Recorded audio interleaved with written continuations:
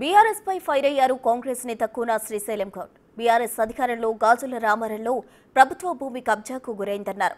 BRS నాయకుల అండదండలతో ఎక్కడికక్కడ కబ్జాలు చేశారని, ఇప్పుడు అదే కబ్జాదారులు హైడ్రాపై తప్పుడు ఆరోపణలు చేస్తున్నారన్నారు. కేవలం దొంగ పట్టాలు ఉన్నవారి ఆక్రమణలై హైడ్రా తొలగిస్తుందని స్పష్టం చేశారు కూనా శ్రీశైలం.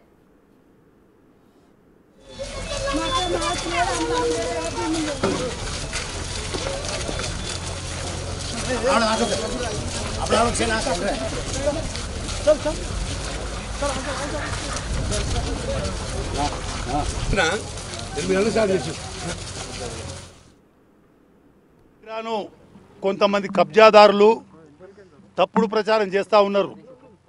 హైడ్రాతోని పేదల ఇల్లు ఊలగొడుతున్నారని చెప్పి ఆ తప్పుడు ప్రచారము మానుకోవాలి. ముందు మా గాజుల రామరం గ్రామంలో నేను ఎమ్మెల్యే పోలీస్ హౌసింగ్ చైర్మన్ ఉన్నప్పుడు 2005, 2014 వరకు ఈ ప్రాంతమంతా పచ్చ కొండలు గుట్టలతో చెట్లతో ఉండేది.